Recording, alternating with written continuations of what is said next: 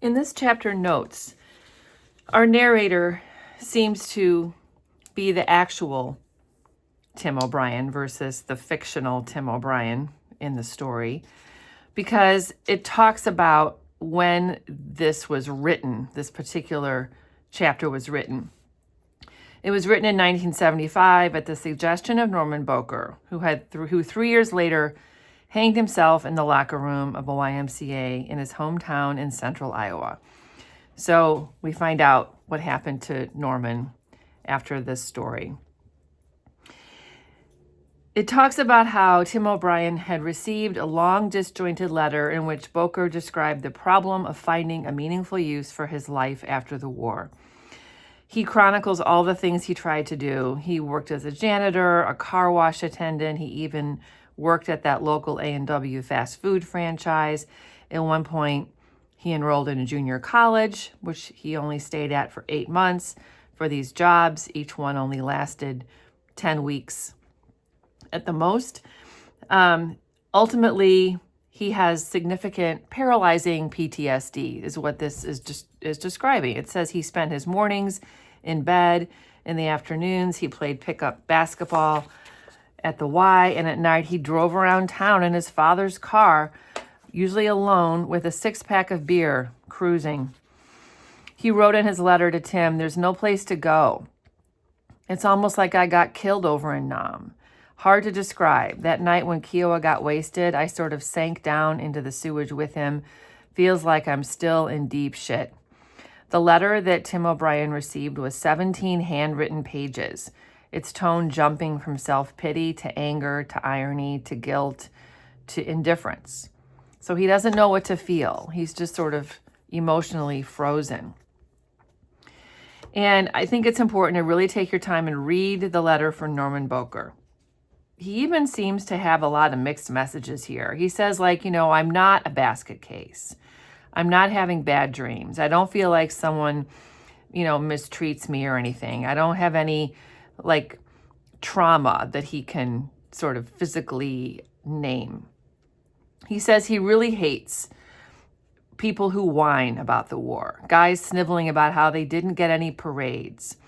Such absolute crap. I mean, who in this right mind wants a parade or getting his back clapped by a bunch of patriotic idiots who don't know jack about what it feels like to kill people or get shot at or sleep in the rain or watch your buddy go down underneath the mud?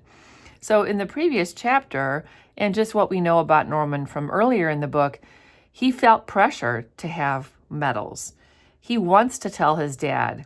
He wants someone to pat him on the back and say, you were brave. You did a good thing. It took a lot to do what you did. And yet he doesn't like people who ask for that. So he has a lot of inner conflict about how he wants to return home, about how he wants to be remembered. He says, "I'm basically A-OK home free, so why not come down for a visit sometime and we'll chase pussy and shoot the breeze and tell each other old war stories." So this is a cover. I don't think he hung himself, so he doesn't obviously feel A-OK. "I felt it coming. Near the end of the letter it came. He explained that he had read my first book, If I Die in a Combat Zone, which he liked except for the bleeding heart political parts.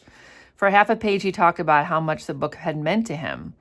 And then finally he came straight out with it, and he says, what you should do, Tim, is write a story about a guy who feels like he got zapped over in that shithole. A guy who can't get his act together and just drives around town all day and can't think of any damn place to go and doesn't know how to get there anyway. This guy wants to talk about it, but he can't. If you want, you can use the stuff in this letter, but not my real name, okay?" So he's asking Tim, "Can you write my story for me?" "I'd write it myself, except I can't ever find any words, if you know what I mean, and I can't figure out what exactly to say. Something about that field that night, the way Kiowa just disappeared. You were there. You can tell it." So this letter hit Tim hard. For years, he felt like he was sort of smug, like he felt that he wasn't too badly damaged from the war, that he had made the shift from war to peace. He talks about how he slid gracefully from Vietnam to graduate school. He went to Harvard. He got his master's degree as he planned. And yet ever since he's returned, even though he'd been, maybe like not thinking about it or, talking about it actually to people, he had been talking about it through his writing. Telling stories seemed a natural, inevitable process, like clearing the throat, partly catharsis, partly communication. It was a way of grabbing people by the shirt and explaining what happened to me, how I'd allowed myself to get dragged into a wrong war, all the mistakes I'd made, all the terrible things I had seen and done.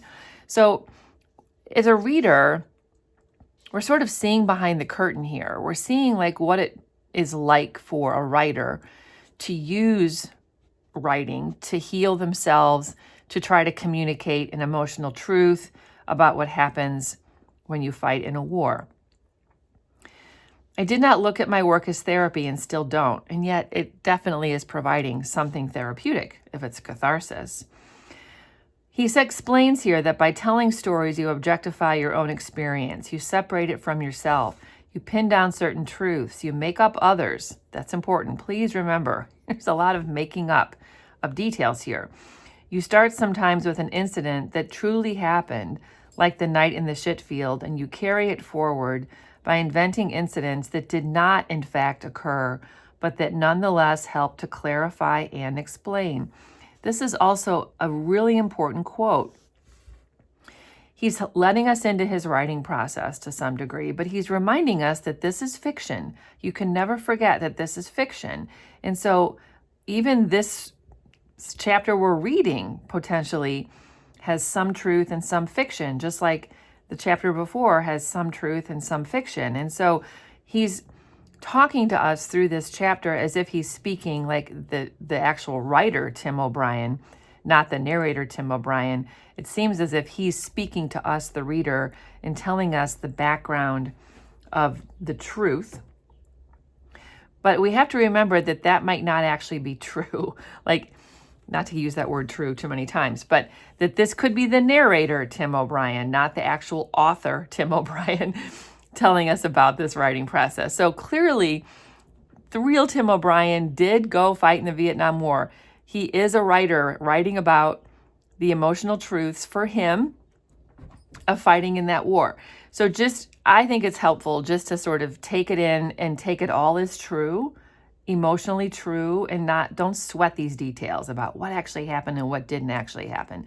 Because emotionally, it's absolutely true. Every single thing in here is, I'm sure, according to Tim O'Brien, the writer, a true representation of what it felt like to fight there. So Norman Bowker's letter has an effect, and he starts to try to write about it for Norman. He says, at the time I was at work on a new novel going after Cacciato, and one morning I sat down and began a chapter called Speaking of Courage. The emotional core came directly from Bowker's letter, the need to talk. I collapsed events into a single time and place, a car circling a lake on a quiet afternoon in midsummer, using the lake as a nucleus around which the story would orbit, which is exactly what we read. As he'd requested, I did not use his name. I used a character name, Paul Berlin.